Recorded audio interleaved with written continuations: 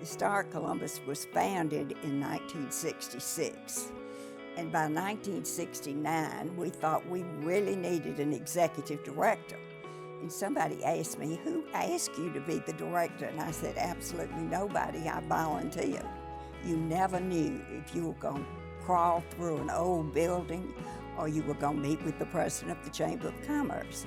But it was exciting, and we have just had a wonderful 50 years. I don't know any organization that could have kept your attention and had something new every day. I think what Historic Columbus has done goes way beyond the physical structures themselves.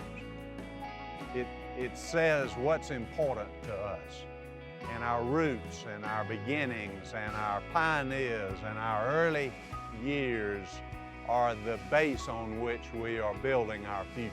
We have focused a lot of our efforts early on in the original city, and we've grown to include the Midtown area with its 6 historic districts. Our next exciting chapter really is all about continuing that economic development. I think Columbus has a rich history, and when we preserve that, it gives us a sense of community pride and historical significance. And without historic preservation, I think we lose sight of how far we've come. Historic preservation is so much more than restoring old homes, old buildings, landscapes, and gardens. It's preserving and saving culture and heritage for future generations to come. Historic preservation is certainly a great way to look at our past. It's a good way to connect us to what went earlier. But also there are traditions of construction, there's traditions of living that don't get replicated in the modern form. And so we're able to go back and really look at the way people lived then and learn to live in those places. As a matter of fact, some of our best preserved spaces are what new urban folks are trying to replicate. And if we had torn them down and scratched them from the earth, then we'd have to be recreating that here and make these places even better. Where do people want to live here in town? Where's the place to be in order to really understand what Columbus is about? And that's easy for us. We take them through Midtown, we take them through the different districts, the 11 districts we have here in town. And it makes it quite easy to show someone in a day what all Columbus has to offer in the way of community. Any given day in this building, you could look out and see tourists taking photos of the building, taking photos of family members in front of the historic marker, or even artists that were set up across the street painting the building. So working out of this location has given me a tremendous respect for preserving our history. When I was small and we traveled a little bit, my father would always take us to a museum in whatever town that we were in. And one day I asked him, why in the world do you take us to these museums and stuff?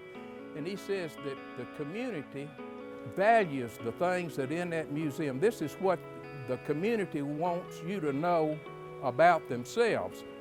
But when you get to that town, the first thing you see are the buildings when you're going there. I'm sitting in front of the house that I grew up in. Was built in 1923. It's directly across the street from Winton School, the oldest elementary school in Georgia, and certainly was preserved by those that came before us. It's just a vital part of the fabric of our community. Well, I think historic preservation plays a very positive role in the economic development of the community. And as neighborhoods get redeveloped, you end up having the tax base is increased, and it's a very positive role financially for the community. So much of historic buildings simply can't be built affordably these days. From their crowns to their architectural details, either they're not available in the marketplace, they're not available in materials, or the artisans that created them simply are either not affordable or are not trained anymore. So the only way that we can actually have these elements is to have preserved them. When people come to town, they want to be here in the historic districts, and so therefore the fact that we as a community have taken the initiative to preserve these homes and preserve these districts, it has created a vital center and a core for folks to want to live and to enjoy our city. Preserving older buildings, adapting them for reuse obviously saves a whole lot of money as far as things that would ultimately wind up in our landfills. It provides jobs for people. Certainly it's a tourist attraction for folks to come to our community and find out about our roots. That's very important that we've preserved a lot of that for them to come see. I look around this city and I see progress on every corner. I see activity, I see people pouring into town, and I think about that little small band of leaders, that group of pioneers, if you will, that really decided that the Springer needed to be saved and that the historic district of Columbus needed to be preserved and rehabilitated. And it really was the start of just about everything you see in this entire town. I think the efforts of Historic Columbus and its efforts to educate children have been amazing. From the Box City camps to all of their different summer programs, kids have something that they can find that interests them, but also teaches them about the history of Columbus and even their own history. It was cool to see how every house looked different and none of the houses looked the exact same and all the different features. It teaches us how important all the homes are and all the history behind it, and it's important to save and protect all these special houses. Think about the saving of the Springer Opera House and how important that is to today's community. The foresight that those people had for our children today to benefit from that. And then think about, again, City Mills, and when we save that, how important that'll continue to be for the future of our children. And we need to engage the children of this community in that effort. Historic Columbus can go into the community and save buildings that individual developers can't save.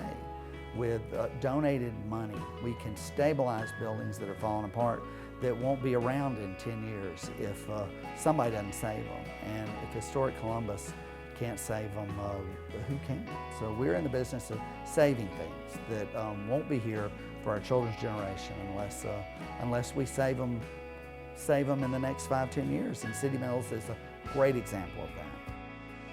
The Revolving Redevelopment Fund has been a tool that Historic Columbus has used for almost its 50 years. And I think it has brought back on the tax rolls in Columbus over $12 million in revitalized properties.